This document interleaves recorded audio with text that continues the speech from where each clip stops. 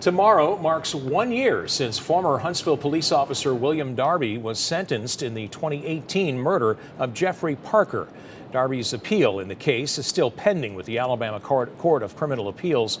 It's a case that continues to draw national attention.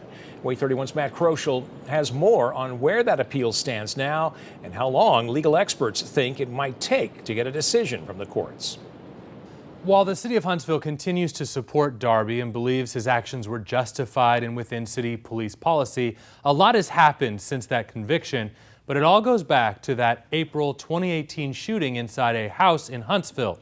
Body-worn camera footage from that day shows Darby, the third officer responding to that call, run inside the house, past two other HPD officers armed with a shotgun.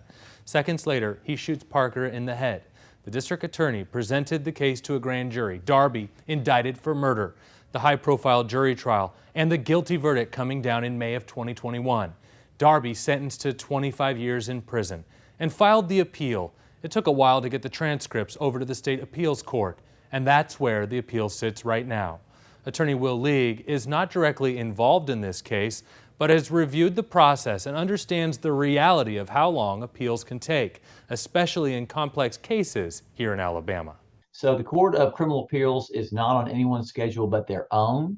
However, history tells us that 75% are completed within 290 days and almost 100% within maybe 350, 360. So we should know something by February of 2023 based on other cases, because remember the appeal was filed in February of 2022.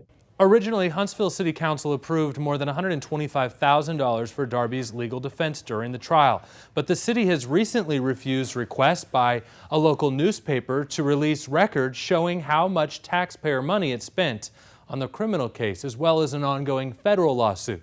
Huntsville Mayor Tommy Battle has cited the Police Review Board's clearing of Darby when he urged the council to pay for Darby's defense, and he remained on the city's payroll through his trial in May of 2021. He resigned from the city about 2 months after that conviction. Prison records show Darby's minimum release date is in 2046, and his first parole consideration date is not until 2036. Meanwhile, Darby's civil case is also working its way through the courts right now. I'm Matt Kroschel, WAAY 31 News.